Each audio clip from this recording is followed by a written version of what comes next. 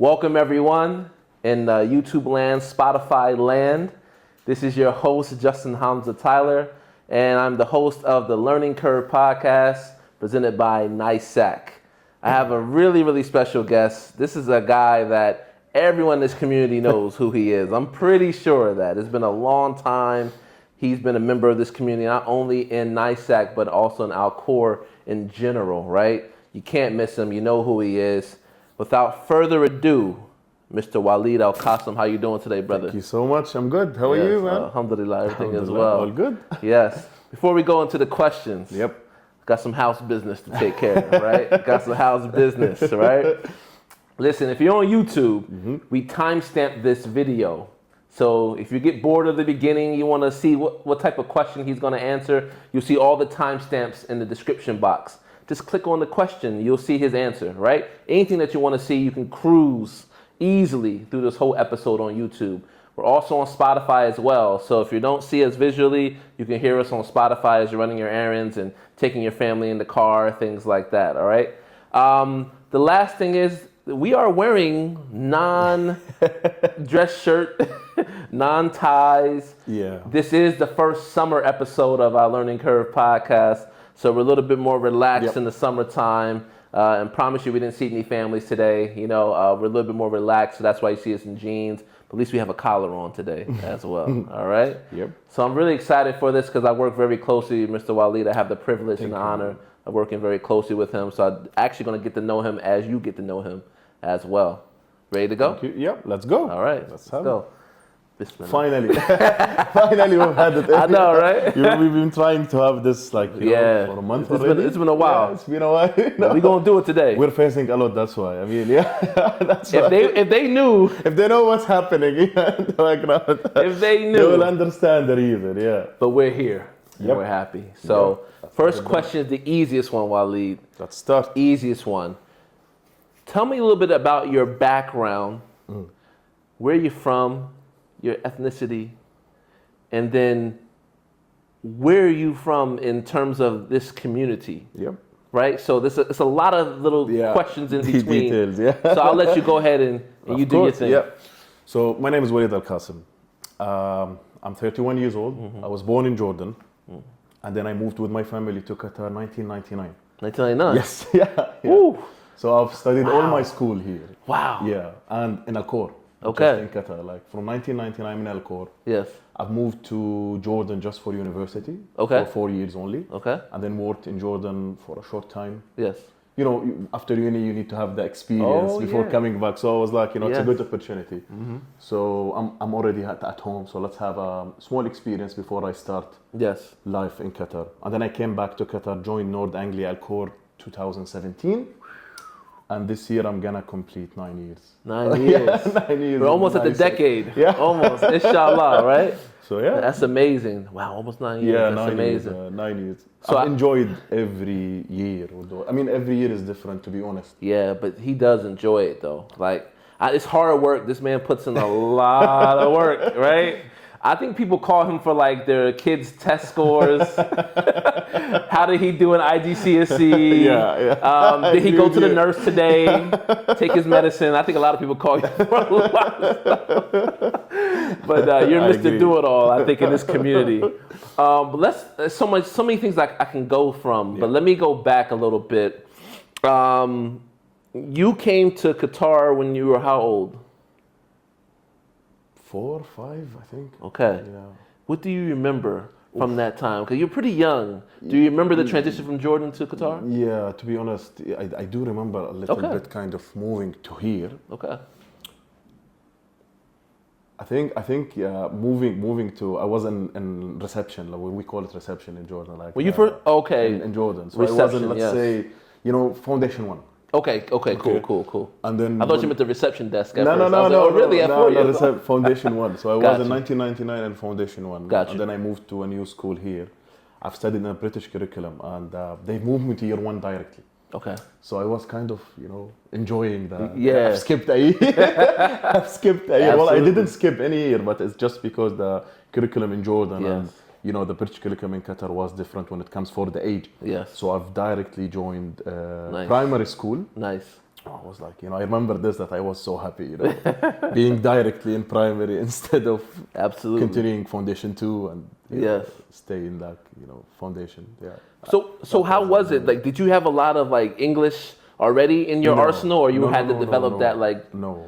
And how were the kids? Like, what type of kids were you around? Nationalities and everything? See, I've lived in Al-Khor Community. Al-Khor Community. Well, of course, absolutely. And Al-Khor Community is a place where there is hundreds of nationalities there, man. I mean, you can meet people from everywhere. Yes, everywhere. Yeah. So it was hard to communicate with them without the language. So we've all had to learn English so we can, have friends. Nice. So yeah, English wasn't, let's say, in our culture at that time. Right. So we've learned it when we joined Qatar. Yes. Yeah. Okay, that's cool. Now you said Al-Khor Community. Yeah. And that's infamous here.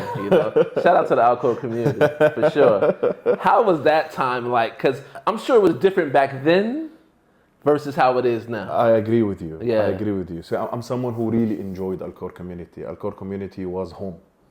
It's a safe place. Yeah. A place where you're gonna meet friends from everywhere, as I said, and it's I've learned a lot from that community. Right. It teach me lots of life lessons. To be honest, yeah.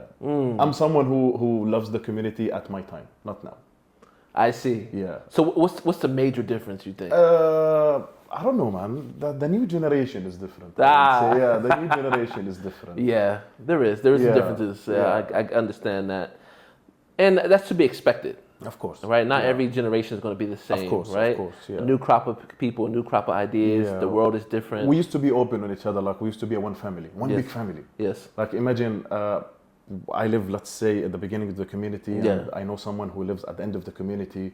We know each other. But you know them, though, yeah. And the doors are open. Like, we go to visit each other without kind of, being afraid that he's not gonna allow me to visit him, or now you don't see this anymore. No, people are a bit afraid, of course, from having this kind of relationship. The world is different. Yeah, the world is different, and I understand it, of course. And it's interesting because the funny paradox of it all is that Qatar is such a safe country. Of course. You know what I'm saying? Of course. But you still inside your own community. You still feel like, I don't know if I should do that or not. Space. I don't want to be open with everyone. Right, but I think that's the difference. That's why it's cultural though. Time. Yeah. Different cultures, you know what I'm saying? Of course. Yeah. It's funny, like, cause today I had to go down to MOI, and American culture sometimes we like to do our own thing, and we like to have our space. Yeah. So there was this older man, Sudanese man. He was waiting in line, but he had to sit down, and there was a whole row, right, and no one was there. He sat right next to me. So I was like, I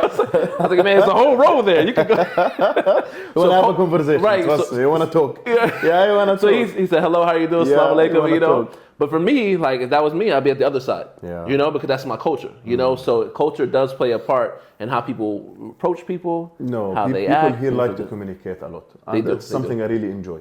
What one of the good things in Qatar is that you don't need to be afraid to say hello to someone. Yeah. You can easily meet someone who you don't know. Yeah. And you can have a chat while you're waiting your turn in the bank, or as you said, you are today in the MOI. Yes, MOI. Yep, MOI today. Yep. And I do personally, I do enjoy those conversations. Those short conversations are amazing. Yes, they are. You can easily learn something, or you can easily, let's say, spend a good time with someone you don't know. Yes. So I had a good time. The guy was fun, man. He was real relaxed. He's at the last stages of his life, last quarter. He just relaxed, He just had to do something for his wife there, So it was interesting, man. We had a good conversation.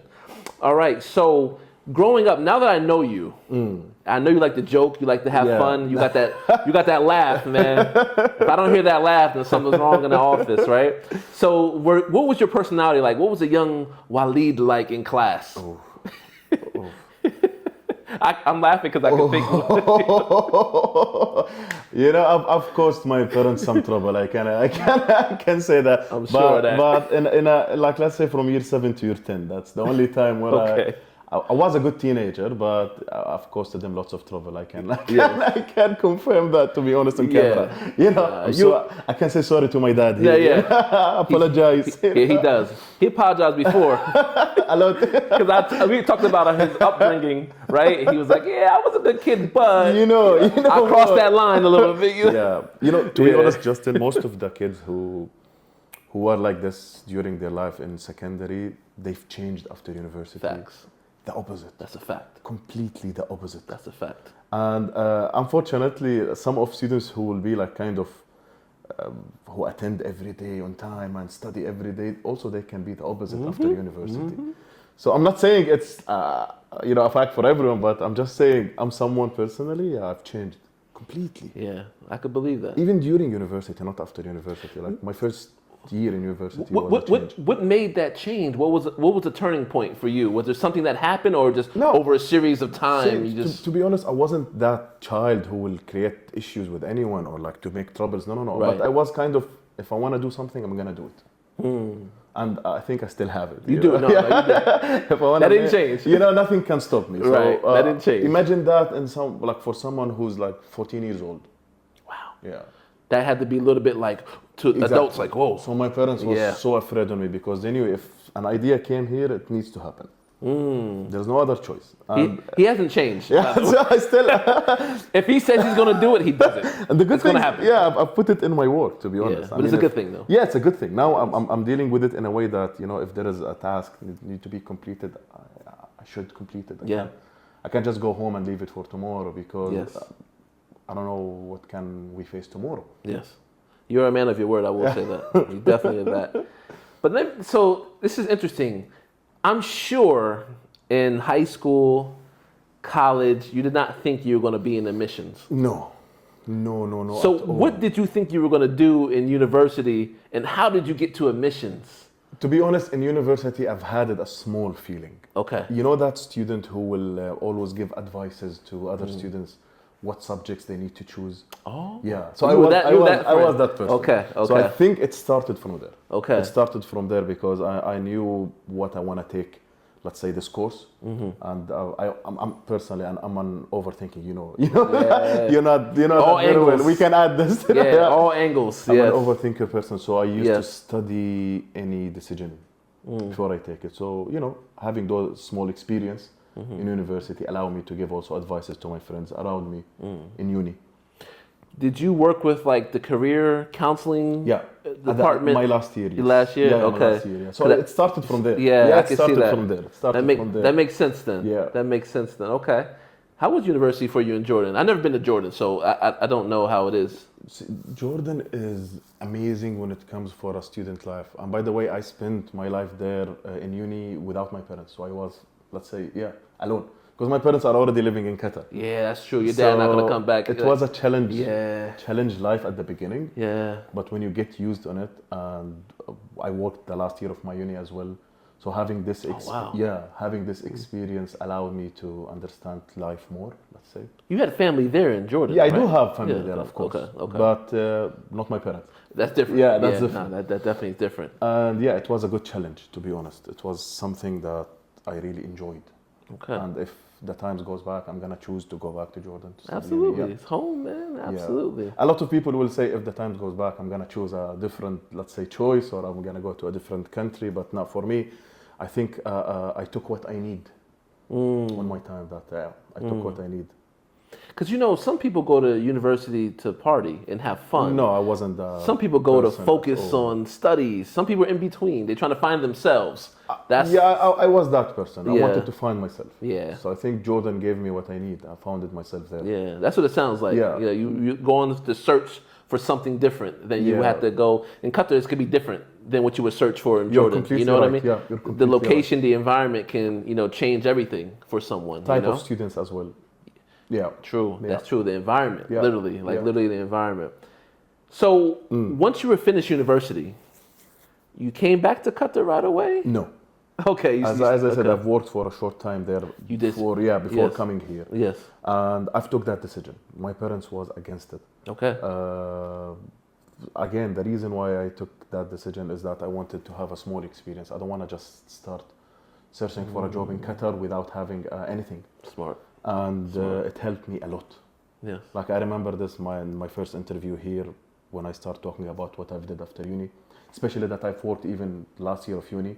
So I've collected a small experience, I was so proud of it. Yeah. So proud of that experience. Yes. I've also graduated young. We're talking about 21 years old, 20 even. Like I wasn't still 21. Really? Just to let you know, I've joined university, and in Jordan, university is 4 years. Okay. Most of the countries 3 years, 3.5. Right. In Jordan, it's 4 years fixed. You cannot graduate before that. And I've joined university in the age of 17, beginning of my 17s. Yeah.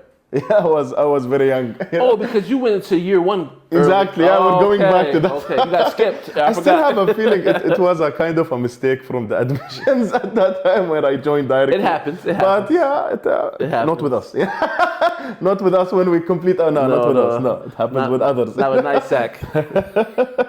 Did they have that table back in the day that we have now that has the equivalency of? I cannot remember, to be honest. I just remember they've sent me to a class saying that enjoy, this is your desk, enjoy your time. Wow. Yeah, that's what I remember. Yeah, at year one.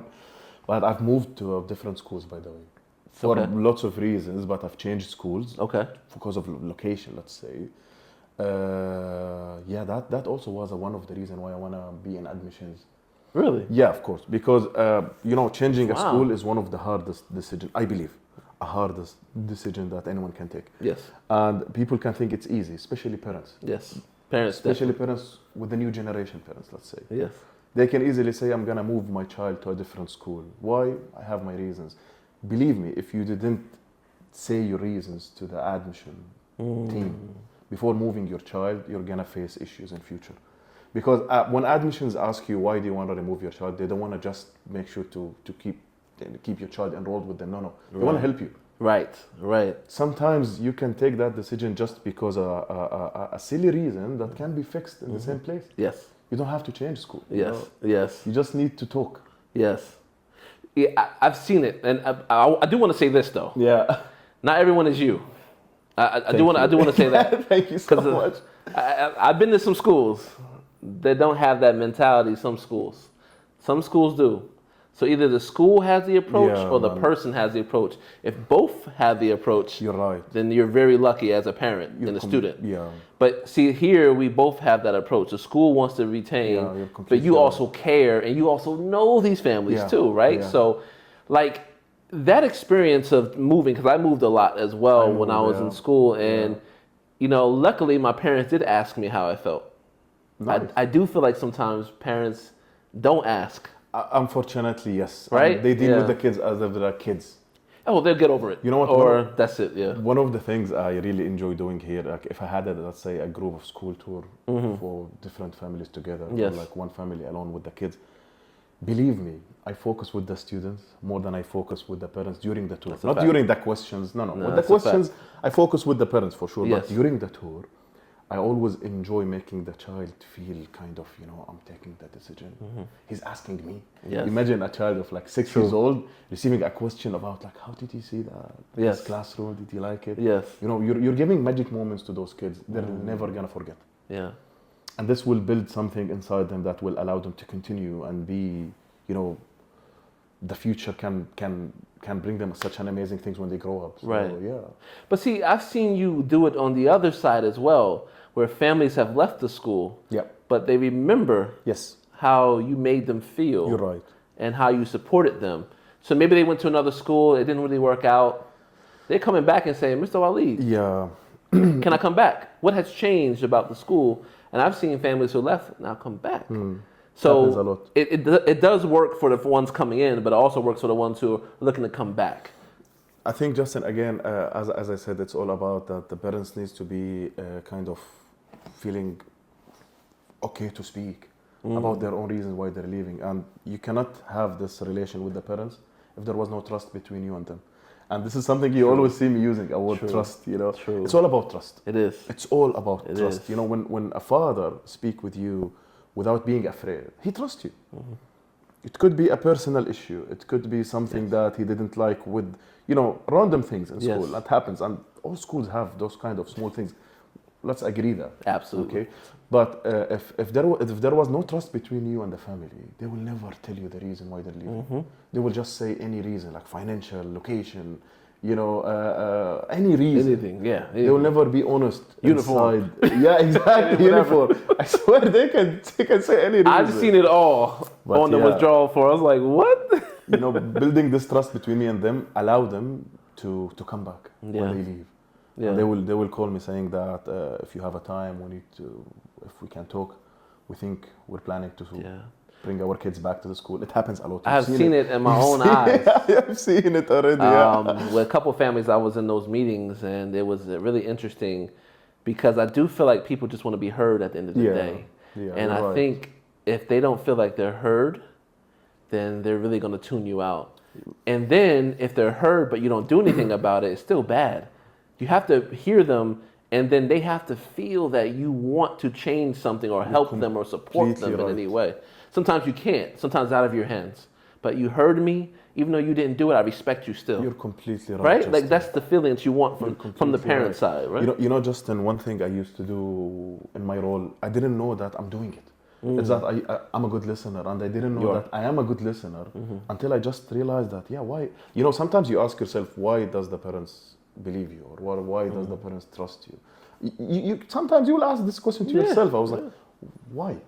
And then you realize that, you are a good listener to those families, and you really give them your time, and they do appreciate that time. And being an admissions manager, Justin, is not just a role that you will spend time on it like for 9-10 hours and go home. You know, having these positions means that you need to be ready for many scenarios during your day.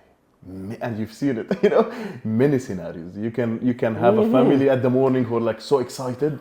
After 10 minutes of that family leaving, you can meet a family who are like kind of closed. And they don't want to have they're just here because they want to have a school. Right. And it's your turn now to make them kind of, break the ice. Let them just talk to you. So it's a challenge position, but I really enjoy it. And again, I realized later why I'm good at it. It's because I really enjoy doing it. So when did you first start in admissions?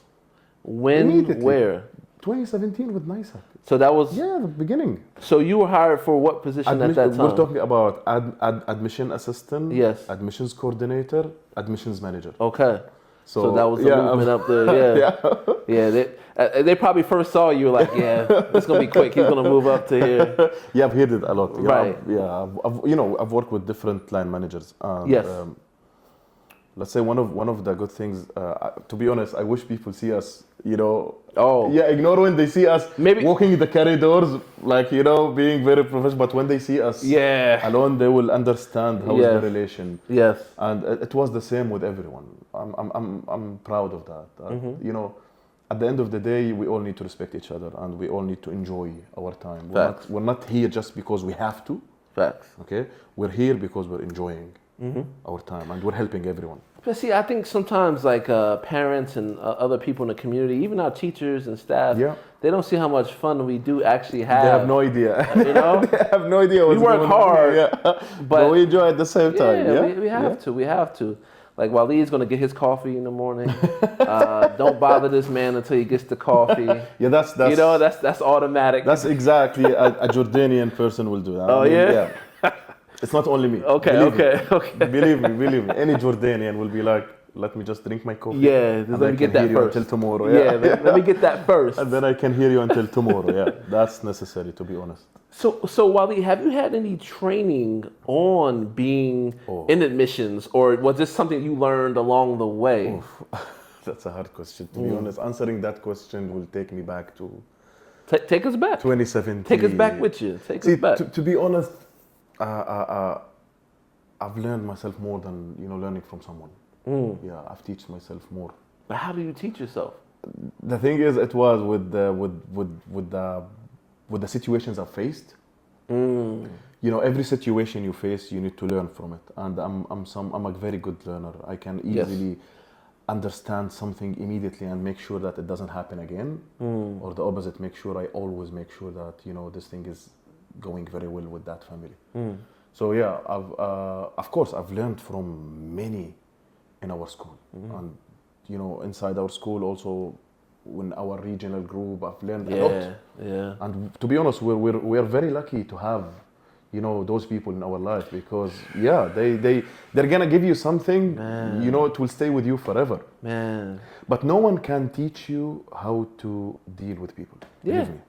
If you didn't have it, no one will teach you how to talk. I agree with that. No one. If you ask me, that's why I answer it in a way that I've learned from myself more than any other, let's say, presentation we've had or a training that we had. Because believe me, trainings are very valuable and I enjoy attending trainings, but how many person inside that training will follow what he heard?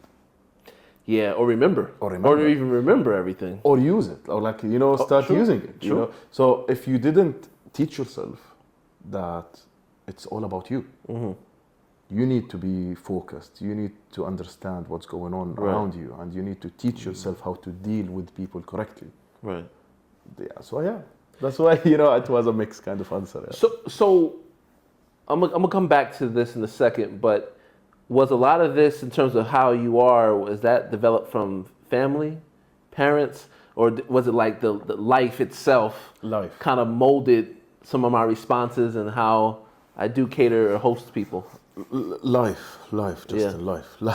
Yeah. Again, most of my life I've lived alone. Let's say after the age of 16. So life will teach you everything, man. Yeah, life will teach you a lot of things that you will use in your future. Believe me. Yeah. What's the biggest life lesson that you've been taught or you've been experienced before? I don't know, man. It's a big one. That's a big one. Yeah, there is a lot of things. That's a big question. I don't know. Maybe big life lesson. Yeah. It could be something that was shown to you, something that someone told you, something that you experienced, something you read. It could be... to be honest, nothing in my head at the moment, but... Yeah. I don't know. Yeah. There's a lot of life lessons that cannot be... You could go in so many directions. I think, like, for example, if someone asked me that question, to be honest with you, it's about everyone deserves respect. Of course, yeah. And I think that's just the basic minimum of living on this earth, the social contract between myself and another human being and another being, right? It could be animals, other things like that. You have to show respect for people, places, and things. And I think that constitutes everything that I do. The minute that I don't say thank you or I don't appreciate, my conscience is guilty. Yeah.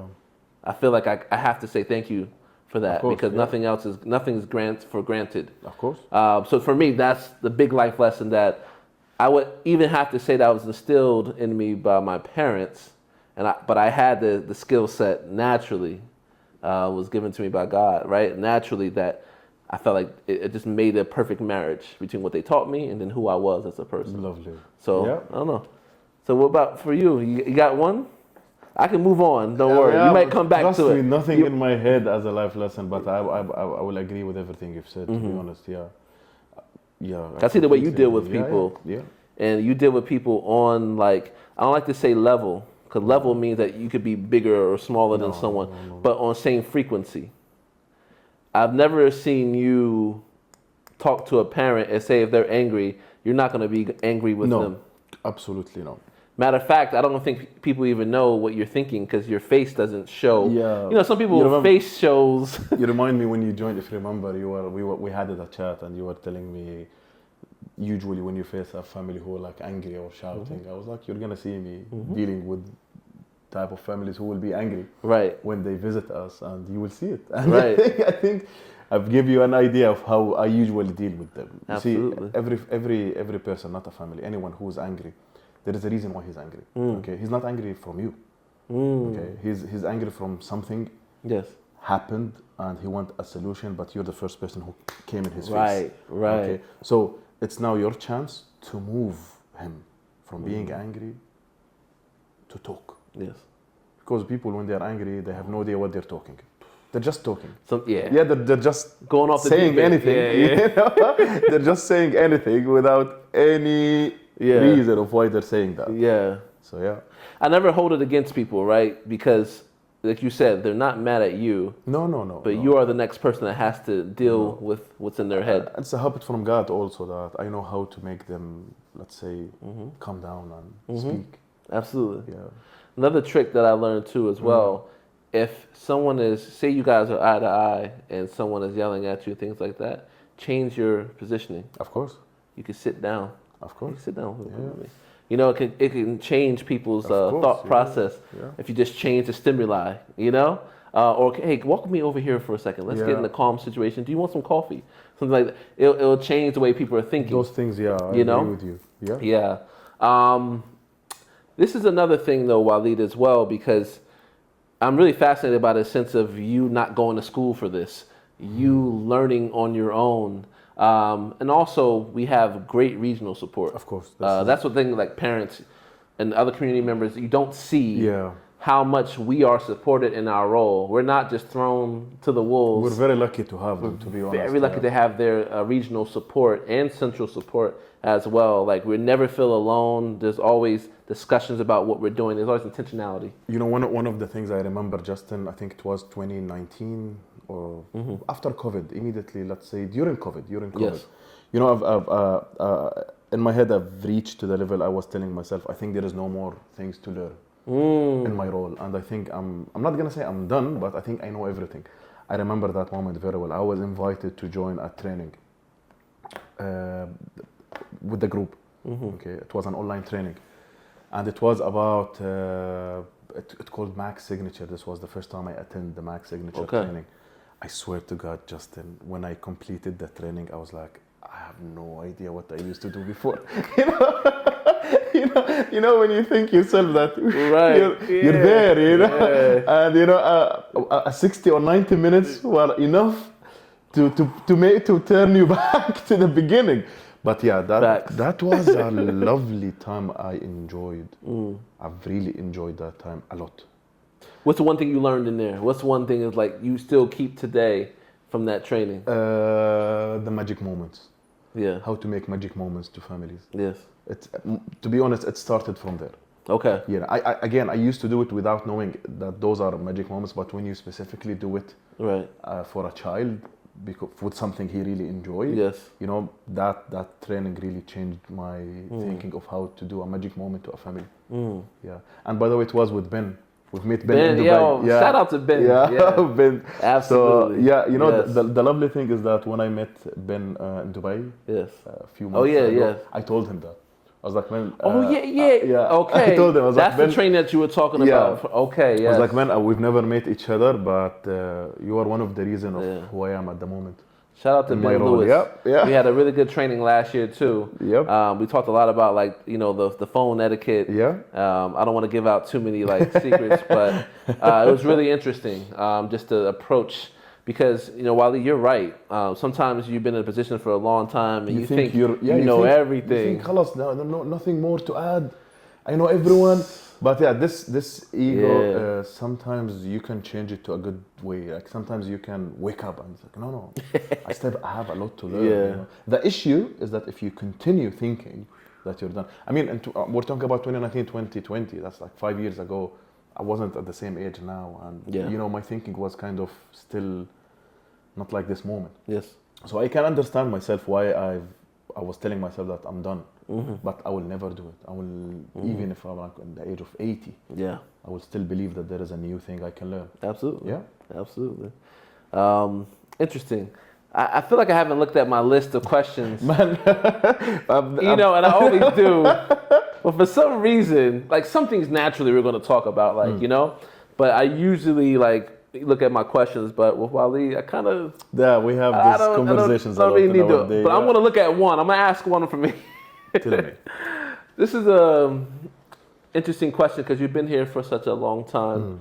How have you seen the school grow since you've been here since 2017? I'm sure it's a way different school from 2017 to now.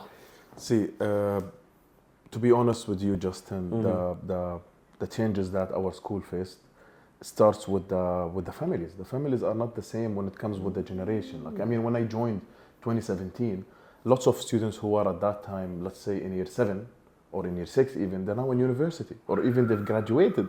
So, you know, it's not the same at all. Yeah, it's true. So I think the changes of growth happened also with families joining Al-Khor. I mean, the population wasn't the same at that time from now. And to be honest, there is a lot of options, but when a family choose our school, they choose it for a good reason, and they know why they're choosing our school. Right. So when we grow, we grow with those families forever. Like they join us in Foundation 1. How many students do we have who joined us from Foundation 1, stayed with us until? Oh yeah. Nothing's ever like automatic or 100%. Yeah, but trust me, there's a lot of families who are so staying here. When I see Alhamdulillah, like you so know what I'm saying? Proud. Yes. When students who joined and stayed. Yes. So this means that they know why they joined us, and they believe in us, and they know that we're doing all our best to make sure that they're valued, they're seen, the students are seen. Can I say something to what you're saying on that one? One thing I've seen with our community of parents is that yes, they have a lot of things that they want and they want to happen. But of course, you're investing in us. You want things to happen, but they're patient with us as well. Yeah. Like there's certain things I'm like, wow, even through all that, they still stayed, right? They seen the growth, and now they're looking at it and they're proud of it, right? Because anytime you're a new school, you're growing. There's a period of like growth before you hit maturation, right? And so I think that's what you're talking about, that growth period. And now we're going into that maturation period because we've been here for a long time. And I joined, we had like 800 students. Yes. At that time. Yes. We're now... I don't want to say the number. We don't want to... Yeah, but it's alhamdulillah. Like. So I think I've seen lots of changes in our school. To be honest, Justin, I don't know if you worked a lot with schools before. Yes. And you have a, mashallah, lovely experience in school.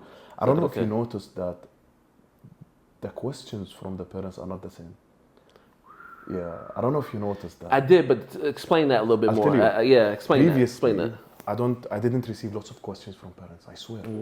Like the questions was kind of, right. Yeah, where are the teachers from? Okay, then they're gonna sign immediately. Yep. Now, I'm serious. I can spend an hour just answering questions about our school. Yes. They can spare their time and give you an hour just because they want to make sure that the child is in the right place. Right. And I enjoy it. I respect that. Right. It used to hurt me before that the parents didn't really ask questions. They just sign and pay. Yeah. It doesn't kind of give you a feeling that you've did it correctly. But when they ask you questions and it ends with them signing. Yes. This huge moment. Exactly. Yeah, it's a huge moment. So I think this was one of the changes, to be honest with you, Justin. Parents recently realized that it's very important to ask questions. Yes. It's very important to know that the child is safe. Yes. And it's more important than all of that is that the child is enjoying. Yes. The child is enjoying his time here. It's really interesting you said that because we just ran a series of events. We had a secondary open day, EYFS, and primary open day. And then we had the drop-in event, right? We had all these in about a week or 2 weeks' time, right? The interesting thing about those events, and you'll know this, there was one family in particular. They had so many questions. I think it was from the secondary open day. But I remember, I think it was maybe primary open day. I'm sorry, it was primary open day. And one of our principals was answering a lot of questions. Yeah. And I was like, wow, hopefully this family signed up for their child to come here next year because there was a lot of questions. I think they had 2 children. I was busy doing something. The event ended. I came back, and lo and behold, that family was signing the papers here in the admission suite. And I respect the family who ask lots of questions. Yeah. I respect them. But that's the thing I'm talking about. I respect it. I respect it a lot. Because you're showing me so much care for what this decision will mean for your child. Yeah. And all those questions, sometimes you're like, oh man, maybe they'll go to another school or something, but they still stayed here, still asked some questions. I think they were talking to you.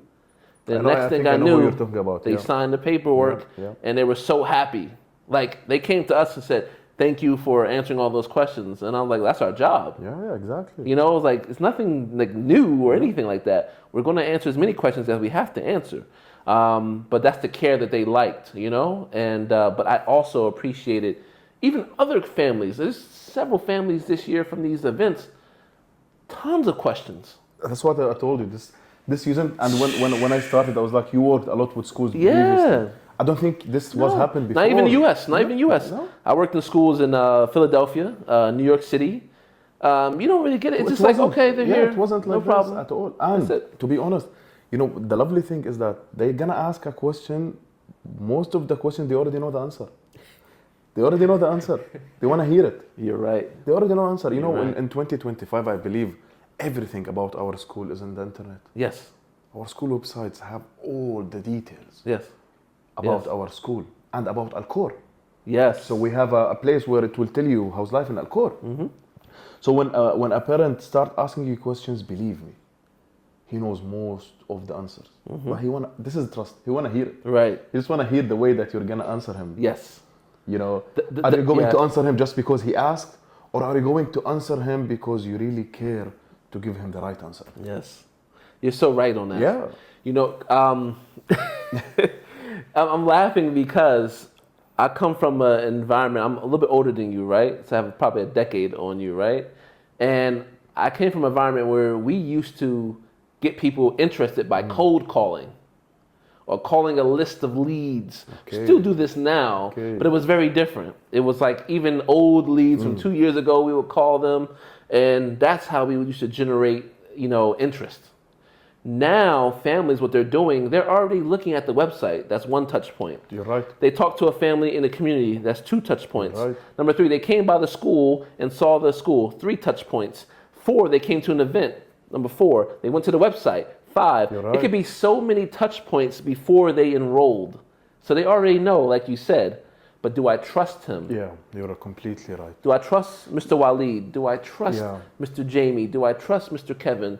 Miss Joy, right? That's the thing. You know, I face lots of scenarios. Let's say I'm gonna meet a family who they will start the conversation with like, yeah, I was driving, I saw the school. Yes. Believe me, he knows everything about us.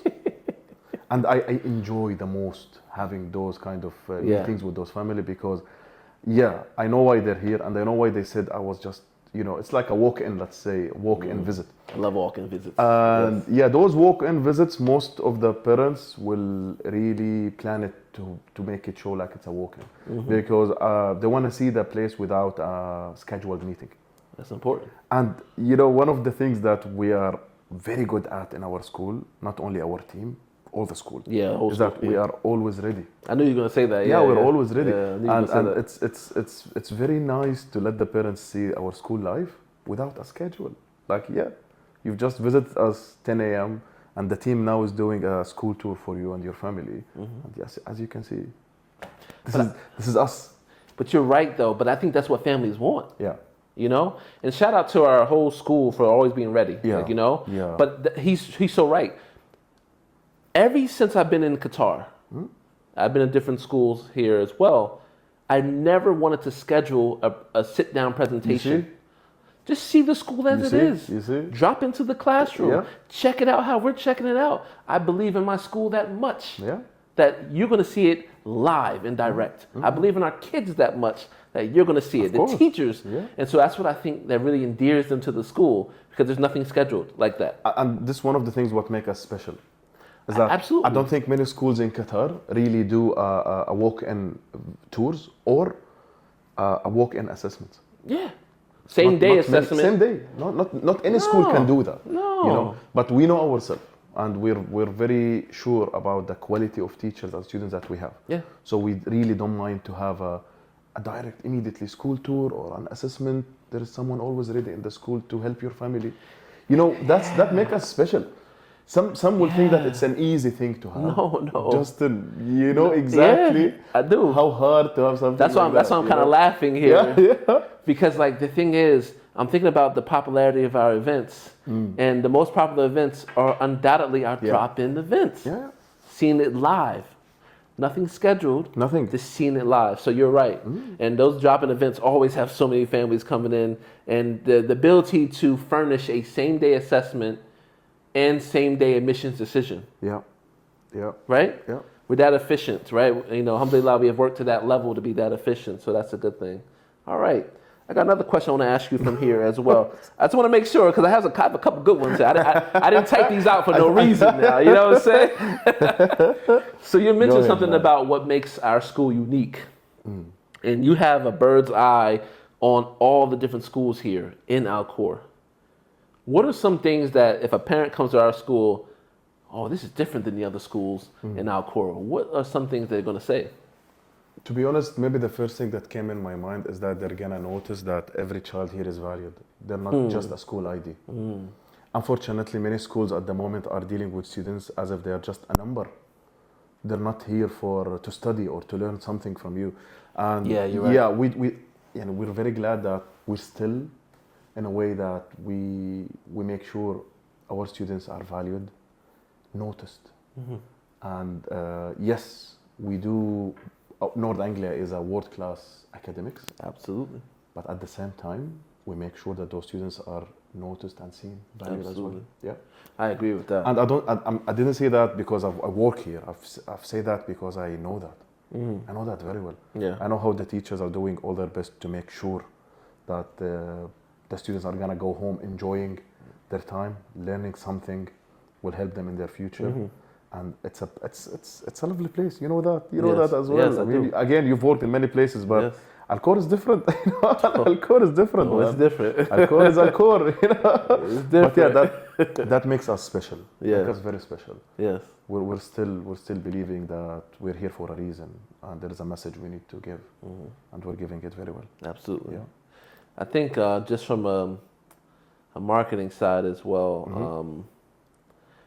When we talk about performing arts, there's no other school. If any child is into drama, music, arts, dance, there's no other school to go to but our school.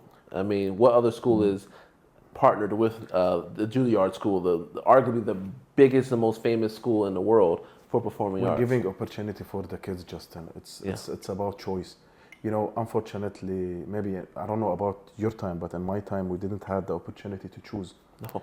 NAISAK does give the opportunity for the students to choose what they want to be in the future. True. And it really, let's say, take them out of their comfort zone. You know, living in a comfort zone is not easy.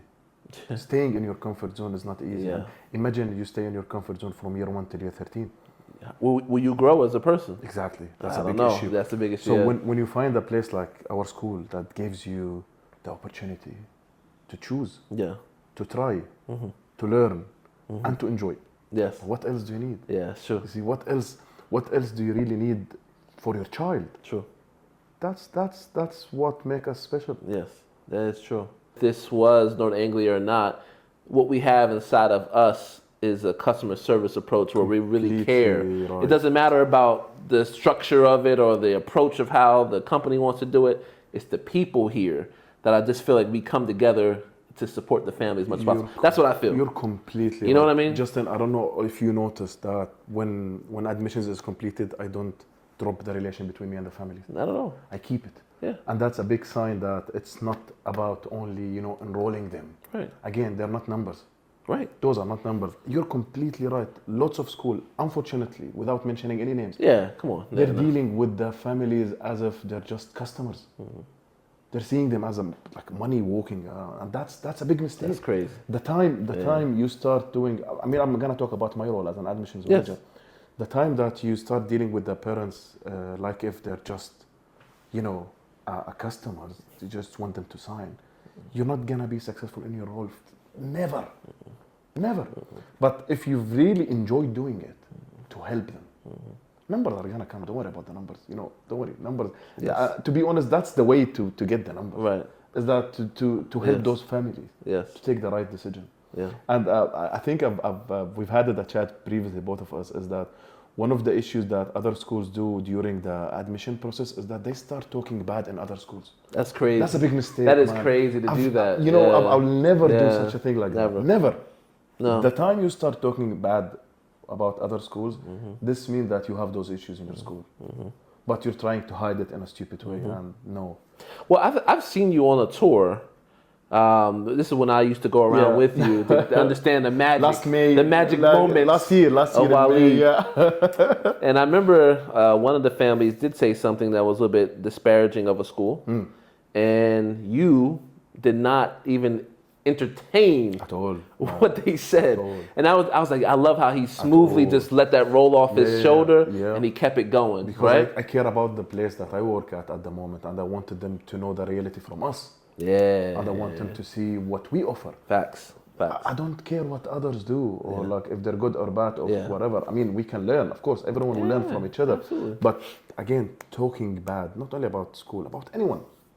Nah, that's not us. Not proper manners. Not proper manners. We spend a year together, and you know that's not. No, me it's not proper all. manners. No. Yeah, that's the thing. It's just like regardless of anything, I feel like the people are here with the customer service approach. Because for me, that's my biggest pet peeve. Anybody who knows me, I like really good customer service. I want to make people feel special. End of the day, people don't remember what their year 10 student, what they got in their grade for IGCSE. Yeah. But they're going to remember, that school made me feel good. Always this person made me feel the way good. you would like them to deal with you. How do you make me feel? It's very easy. If you just keep it in your head that I want to deal with the people the way that I would enjoy them dealing with me outside the school. You're gonna give a very good customer service. It sounds crazy, but it just doesn't happen everywhere. The best example for that when you buy a new laptop or a new, let's say, iPhone, and you know everything about that laptop. Nothing more anyone will add about that laptop. Yeah. But you buy it from the person you've had a good conversation with. So that's yeah, I like that person, man. Yeah, I like the way they explain it. Yeah, it's not anymore about the laptop. Yeah, right. I know everything about the laptop.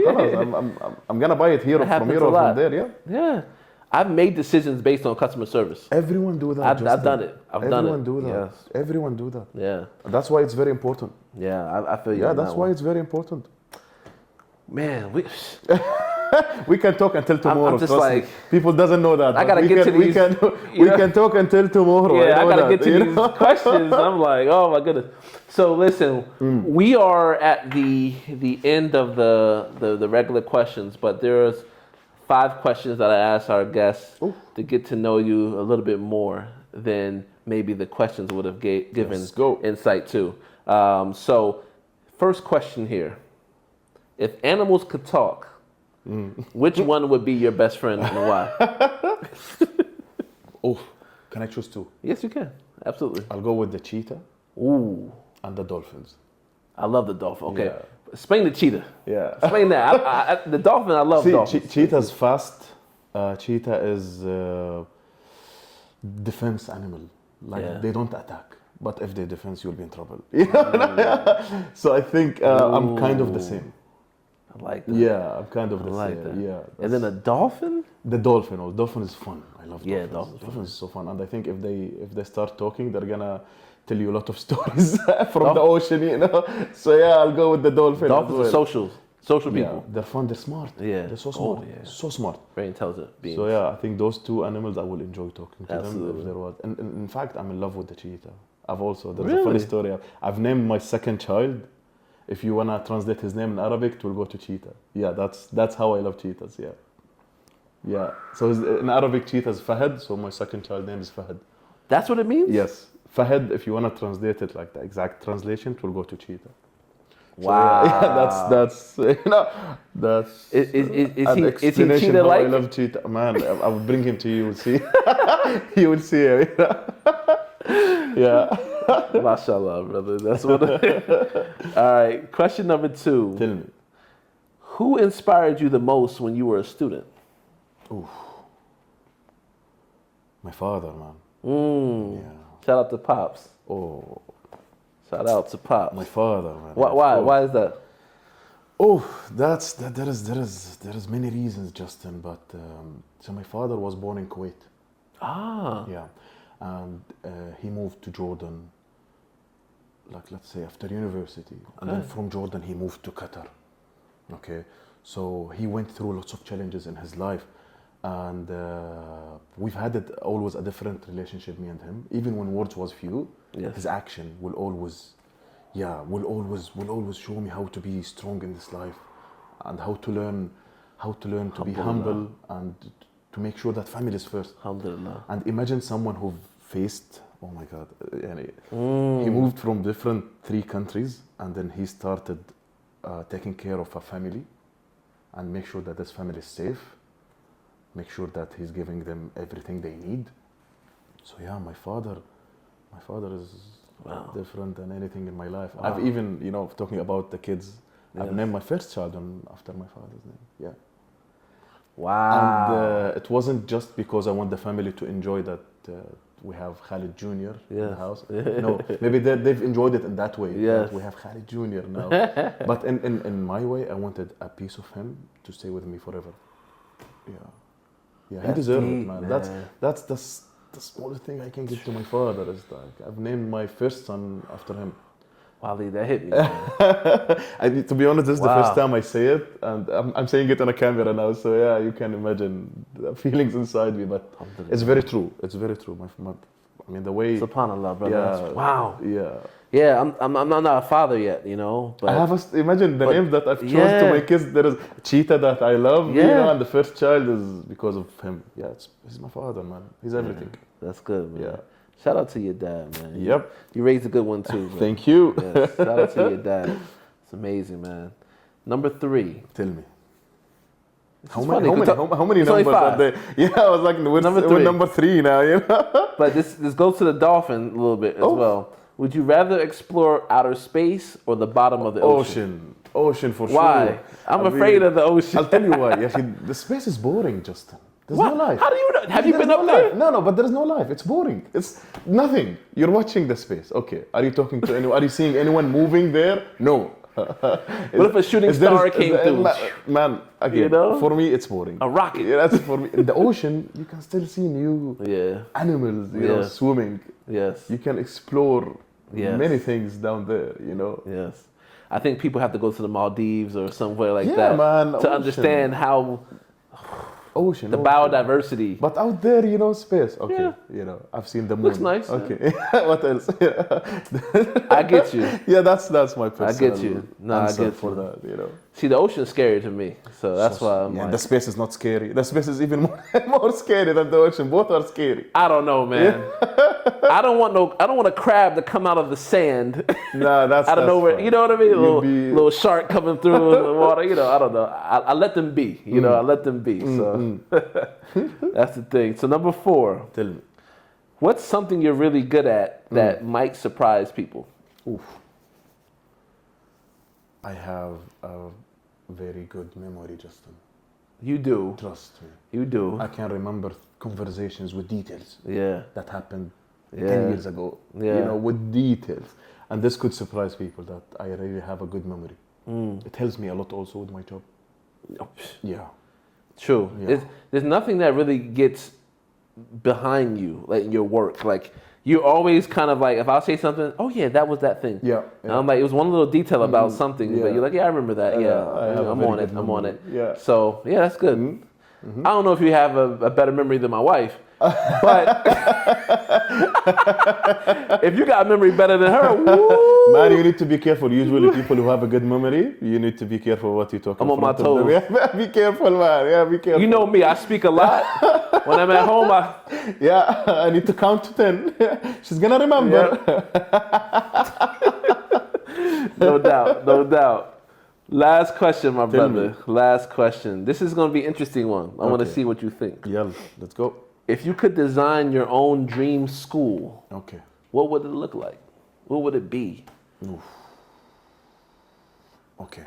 I think it will be a school full of green as a beginning. Okay. We have a lot of green here, by the way. Yeah. But like full of green. Oh, full of green. Yeah. Okay. And then lots of spaces to allow the students to, you know, have the space that they need. More technology. Yeah. Less exams. Yes. I'm someone who I believe that school needs to move to a place where it's not about exams and results. It's about teaching those students how to live the life when they complete the school. Yes. So more technology, less exams, lots of green. That's I think my school dream. Yeah. I like it. To follow up what you said, I do think that if I had the chance to have a dream school, it should be about mastery of a subject. Yeah. Right? Doesn't mean that exams have to be the end all to your mastery. Doesn't mean it has to be that. That's very important, and I think lots of schools already started doing it, but I think need to be more focused on making sure that the students understand that this place is not only about exams. Yeah. You don't need to be worried about the exam that you're gonna have after 6 months. You know, That's not why. That's a good point. There is schools. Yeah. Schools is a place where it will teach you how to continue your life. Yeah. And That's how a good to make point. a family when you finish, and how you're gonna be responsible. It's missing those life skills, right? Yeah. Because sometimes we used to think that used to be the parents' responsibility, but not all households are built the same, right? Yeah. And so it is good to have some of those life skills. Yeah. And the other thing I would add on to that, I think that the way that boys are in education, they have to be treated differently. If you look at the studies of boys, they're going to be like out and about. Of course, man. They need to explore. They can't sit in the chair but for so long, right? Course, yeah. Class after class after class. So boys need to like kind of create, use their hands, and research says that it's really hard for them to sit down, especially as they're growing up. So that's something different as well. But man, I enjoyed this conversation. It was tremendous. Man, this was like we can stay until until 8 they, p.m. talking. They don't know that. They have no idea about that. There've been plenty of times that me and Waleed, he would be over here, I'll be over here, and he'll be leaving, and we're still talking for another 45 minutes about something. It could be about anything, right? And we have come through some breakthrough moments just from those conversations. So we enjoy it. This is just a small microcosm of the stuff that we talk about on a daily basis, my man. Thank you for asking me, Justin. Appreciate you. Thank you so much. Appreciate you, Thank man. you. It's a wrap, like a burrito. Episode 8 in the building. Closed book, closed chapter. Peace. Ma salama. Bye bye. Peace.